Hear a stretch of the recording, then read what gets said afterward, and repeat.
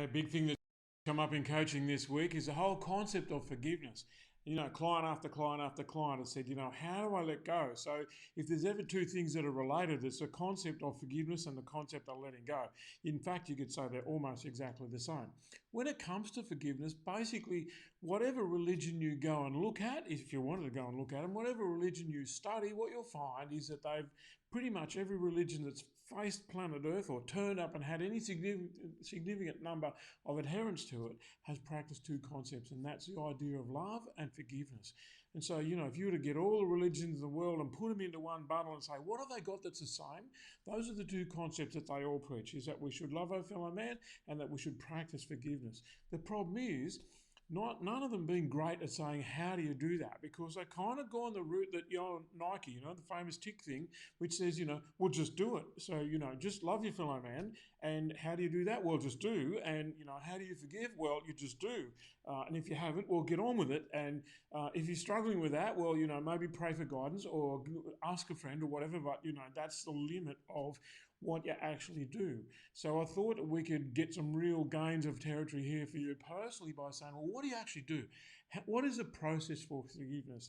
So forgive me if there's a bit of a lead up, but it helps. It makes it actually shorter, longer term. And that is to say, okay, what are you actually hanging on to?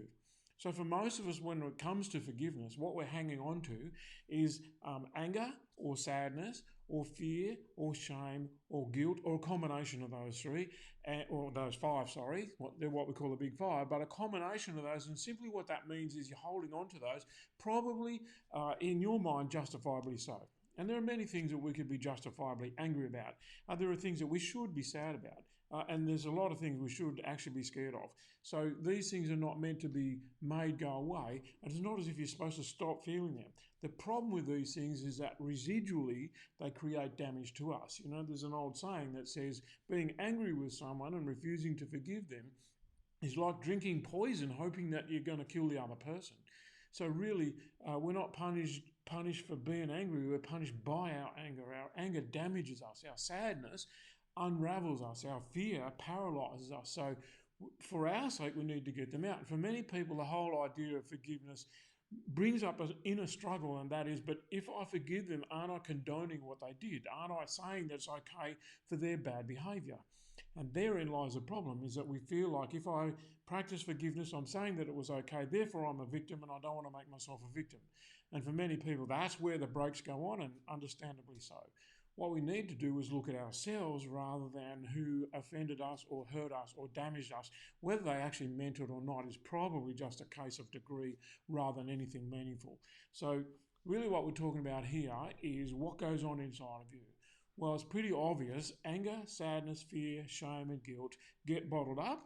And what happens is that they get bottled up over a period of years. They come from all different sources for all different reasons. Those things, when they get to the top, when they're running a brimmer and we shake the container, that's us. In other words, when your life rattles you a little bit, then these things start to spurt out uncontrollably. And so we have anger outbursts, we collapse in attack, in sadness, we kind of have panic attacks. So these things start to control us, and we're not able to stop them from doing that because they built up within us. Obviously, if it hasn't become obvious already, the trick here is how do we get these feelings and move them out of our system? How do we release them out of our body or out of the container that we keep them in? Whether you say the container is your mind, your heart, or your body in general doesn't really matter. What's obvious is we've got to get them out. Once you understand you've got to get them out, then it's simply a matter of saying, okay, so how do I do that? Anger is best expressed with an inanimate object. A punching bag or a lounge suite is a fantastic thing to express anger to because it's not a human being and no other person is damaged. Learning to cry and having what's called a good cry is a fantastic thing to do and a great skill to learn.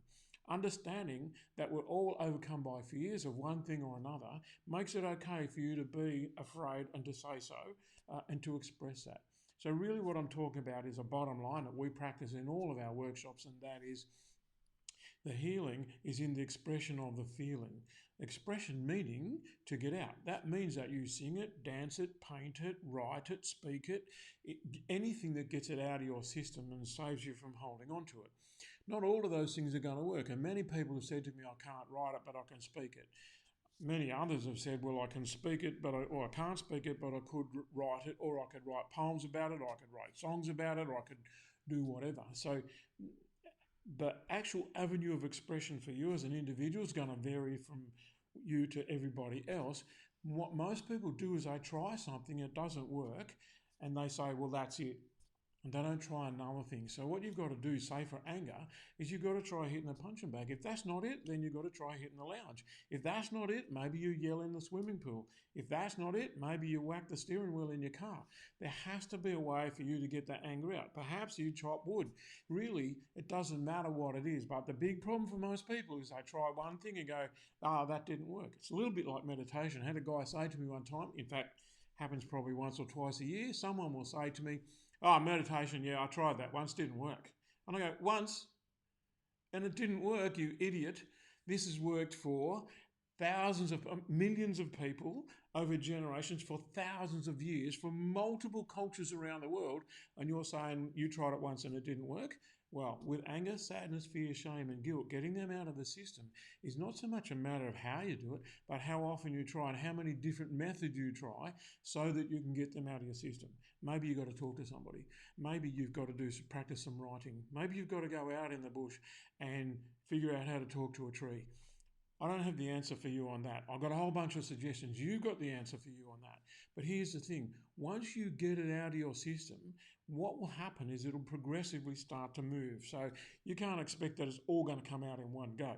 One dose is probably not enough to deal with all of the residual anger or sadness or fear or shame or guilt that's built up in our lives.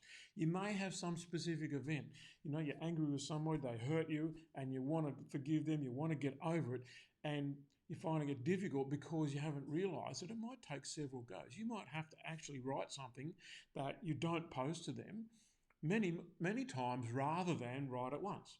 So this whole expression thing is a progressive thing that you would need to put lots of time and effort into it. But here's the amazing thing. You do not have to do forgiveness. What happens is forgiveness turns up. So forgiveness is actually a sign that you've done the work.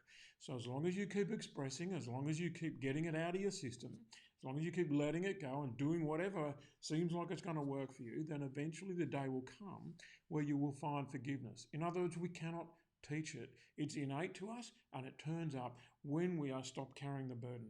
When we stop hanging on to it, then the burden is no longer there and forgiveness can be found. So forgiveness is it's like a blessing. It just comes boom like that. It's a sign you've done the work. It's not a thing that you do.